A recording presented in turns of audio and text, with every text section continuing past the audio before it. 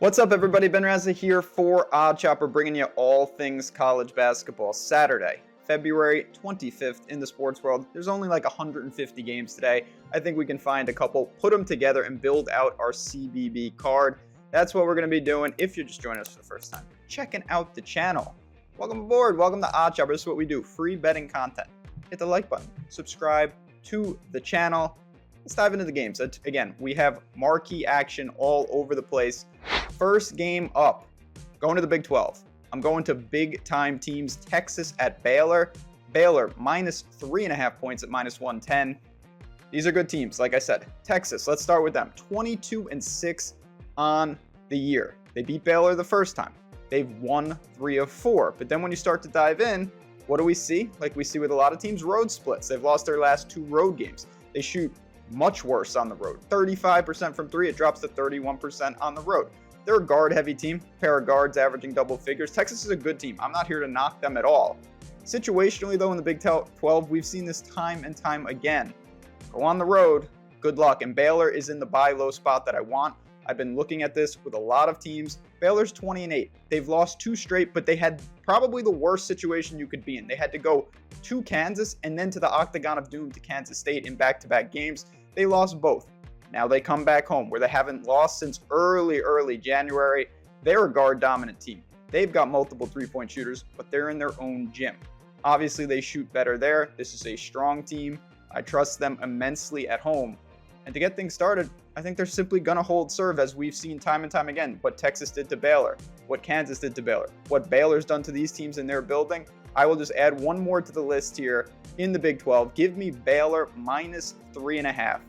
at minus 110 to get the card started. Now, of course, we got plenty of more games coming. When you have a card this big, you always want to take advantage of the layups. And right now, DK Sportsbook has the bet 5, win 150 if your team wins. Of course, we're going to talk about that right now. If you're a new user, say you use a different book, say you go, you're somewhere else, your state just came online. What you want to do, if you're interested in padding the bankroll, go to the link in the description of this video. Take a minute or two, put in your $5. Go to the college basketball bar, and this is the trick to it. You have to find a pregame money line that wins. Marquette tonight, minus 1,500. Normally, if you put $5 on them, you win 33 cents. In this case, $150 if they win that game. If they lose, you lose $5. That's the risk you're willing to take. 30-1 on your money. Takes a couple minutes, and if/when Marquette wins, $150 to the bankroll. Got to be 21 plus. Please pay responsibly. If you have a gambling problem, call 1-800-GAMBLER. All right. Baylor is on the board. Next game up, ACC. This is a weird game, I'm not going to lie. Notre Dame going to Winston-Salem to take on Wake. 6.5 out there. I'm going to lay the points with Wake Forest. Whatever you get in that range, I think is totally fine. High scoring game, potentially over-under sitting at like 151. Let's start with Notre Dame. 10-18, 2-15 in the conference. They've lost 6 straight. The only thing that you can say positively if you're a Notre Dame fan, they're very competitive. I will give them credit for that. They live and die by the 3, 36% from behind the arc, nearly 70 points per game. Experienced team, but it's just a lost season for them. Obviously, their coach is leaving as well. There's not a lot to say with them, and they are in these games, but ultimately, they are losing these games. Now, when you say, okay, well, that sounds like they can cover, yes. Obviously, that is a positive, but Wake Forest on the other side is in a situational spot that I really like, just like Baylor. Wake Forest, 17-11 on the season, 9-8 in conference. Again, this is more about Wake and less about Notre Dame to me. What has Wake Forest been doing? Well, they just went on the road. They hit the road, played Miami, competitive game, lost. Went on the road, played NC State, competitive game, lost. Now they're back home, much stronger at home. 78 points per game, 37% from 3. They've got multiple guards averaging double figures. I will say they had a 3-headed monster in that backcourt. One of them is now out for the year. They already played Notre Dame, and I know, again, you don't want to cherry pick these scores, but they went to South Bend, won by 17 points in that game. I look at this spot. I look at Wake Forest. I think they're just simply the better team, and at home, the momentum, they push this out and flirt with double digits. I will lay the points here with Wake Forest in this spot. I think simply too much offense. If Notre Dame shoots an obscene clip, we're going to be in trouble. If Notre Dame is ice cold from the 3, this should get out of hand quickly. That is a risk I am willing to take. So we got Baylor. We've got Wake Forest. We got one more for you, though. Late night action. But before I get to that, I said this already. There's like 200 teams playing. There's obscure teams. The team of Destiny and Samford is playing all sorts of things. If you want live betting, if you want more action, if you have questions on specific teams, there's no better time to hop in our premium Discord, Insider Access. Link is in the description. 50% off your first week. So if you're looking to hang out with the community, have some fun, complain about beat. You should have seen me last night. I'm not even going to get into what was going on in there with some of the outrageous props. That's another story for another time. It's just fun when we're all rooting and winning together. Really encourage people to go and check that out. Now, this is where it gets serious. Last game of the night. This is a game I've already talked about. You can check out on this very channel on Ben's Best Bet of the Day. St. Mary's is going into the kennel for the game. This is the game. If I could see one game tonight, it would be this one. They take on Gonzaga. Gonzaga is up to now 5.5-point favorite. It's only business, but I am laying the points once again. I got 3 favorites in this video, and that's really where the board took me.